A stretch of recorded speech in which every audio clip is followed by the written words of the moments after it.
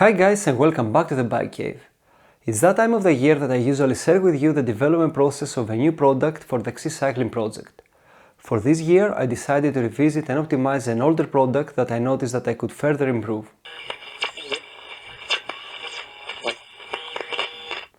A couple of years ago I released the Redesigning brake pads and I told you that in my opinion they were the best brake pads for bike trials. And they were. I have spent so much time to optimize their compound to maximize their friction characteristics, and everyone who got them and shared their feedback with me were also quite happy about them. But after a while I got some feedback from a test rider telling me that they felt a bit soft, and this one got me thinking. My durometer was saying that they had a hardness level of around 90 on the SORA scale, and this is almost the same for all commercially available brake pads for bike trials, but if the experience of the test rider says that they felt soft, I had to take it in consideration and understand why I measured the proper hardness and still they feel soft. So I removed them from the bikecave.eu eshop and I started analyzing the facts and experimenting almost from scratch again. My goal is to develop and manufacture the best possible bike products as part of the Redesigning project, and so I didn't want to sell the brake pads unless I'm sure that they are the best I can do. Up to this point my production process was quite simple. I was mixing the parts of the polyurethane resins in the appropriate proportions to get the material properties and the friction characteristics that I was going for, and then I was pouring the material in liquid form into an open mold, and finally it was left to solidify. After the repolymerization I was getting the pads out of the mold and I was sanding them down to their final thickness. Actually, as I had mentioned in the previous video about these brake pads, this is a very simple process and you can also experiment with that if you want to. However, this simple and straightforward manufacturing process wasn't enough to get the best out of this material. The first problem that I noticed was that polyurethane releases gases as it's being mixed and polymerizes, and this was creating many tiny gas inclusions inside the material. In the beginning I thought that this was also helping with the maximization of friction, as the final braking surface of the brake pads had tiny pores that were making their surface rougher at all times. And maybe these tiny gas inclusions increase a little bit more the friction, but as far as I understand, they make the brake pads act as closed cell sponges, and although I measured the proper surface hardness, I think that this was the issue that I got feedback that they felt a bit soft. And I finally was right about that, but at that point, I didn't know it for sure. So my first goal to improve the brake pads was to find a way to remove those bubbles from the brake pads.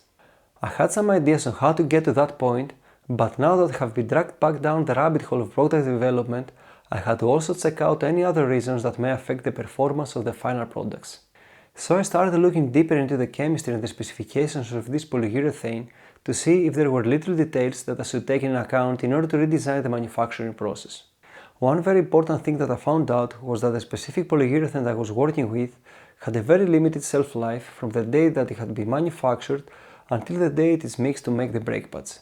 And unfortunately, the Greek distributor hadn't told me that, as the resins that they sell had probably passed that point. So I decided that from now on I would get my resins directly from the manufacturer instead of any third-party distributor.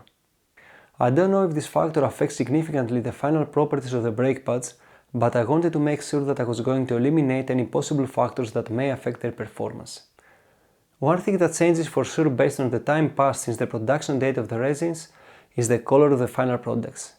If the resin is fresh, the brake pads are much more light colored compared to the ones I had produced when I was using the resins I got from the Greek distributor. Apart from that, and in order to affect the probability of gas inclusions and finally eliminate them, as this was my main issue, I had to perform vacuum casting, and also I learned that I could also play with the temperature during the pouring of the resin into the mold. To do so, I decided to go the extra mile and develop my own manufacturing process, as the commercially available vacuum casting machines didn't have the exact specifications I wanted. So I designed and built this beauty that can give me total control over the manufacturing process, as it not only performs vacuum casting, but it also controls the temperature and the pressure of the chamber, as well as it allows me to measure the exact proportions of the two-part polyurethane resin that I need for the brake pads. This allowed me to fully control the manufacturing process and the final results as perfect as possible. The only issue I have with this vacuum casting machine is that I can only mold 4 brake pads at a time. This is mainly because of the time restrictions I have during the manufacturing process, as the polyurethane resin gels very fast compared to other resins such as the epoxy resins for example, But this is a minor restriction that is totally acceptable if you want to get the best possible results. Finally, the overall manufacturing process doesn't stop after the pouring and the initial polymerization process. It actually takes days for the material to fully polymerize, and then I decided to age the material by heating up the brake pads for a couple of hours, and this further stabilizes the material and its final material properties and also its dimensions. Sometimes something that looks so simple when it starts, it can be so complicated if you want to go the extra mile and get the best possible results. But after all this product development process that took about a year to complete, I'm so pleased to present you once again the XC-Cycling brake pads. I'm so happy with the final version of these brake pads and have been testing them for many months now. To be honest with you, there were many moments during the development that I was not feeling good, that I haven't shared them with you earlier, but I had to wait a bit more this time to make sure that everything is actually the best I can do. I'm going to close this video answering a question that I've got so many times since I first released the XC-Cycling brake pads, and this is: how do they compare to other brake pads? I don't know, I can't really tell you as I'm riding my own brake pads since I started developing them about 4 years ago. The one thing I can tell you for sure is that I'm pretty happy with their performance and their braking response. So you have to test them yourself and judge if you like them or not. So if you want to get a pair or two for yourself, you can find them along with the rest of the XC-Cycling products at our shop over at bikecave.eu. And please make sure to share your feedback with us, as it can help us understand what your needs are and finally develop better products for our sport.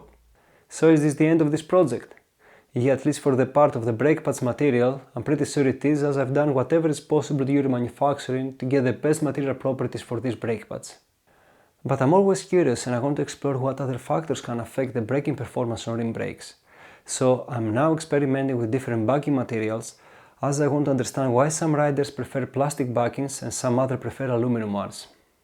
I was always an advocate of stiff aluminum backings, and this is why I had designed the backings of the XC-Cycling brake pads to be as stiff as possible while being the lightest aluminum backings out there. But there should be a reason that some top riders prefer plastic backings over the aluminum ones. I have some ideas of why this is happening, but I'm going to experiment a lot more with this idea in the future to clearly understand how the backing material affects the braking performance, and I'm going to share about my results in the future. However, if you want to follow the progress of what I'm working on as part of the XC-Cycling project, you can follow our social media accounts, as I share snippets of the development process months before I decide to make a more comprehensive video here. Anyways, that's it for today guys, and I hope that you liked this one and you got an idea of what it takes to develop even a seemingly simple product such as these rim brake pads. But I would love to know what brake pads you use and whether you prefer aluminum or plastic brake pads backings, as this is what I'm working on now. Also, what bike trials product should be the next XC-Cycling project? I've already got some ideas, but I would appreciate it if you tell me yours. Thanks so much for subscribing and watching, and until next time, have fun riding your bikes and make sure that your brakes are as snappy as possible. Bye!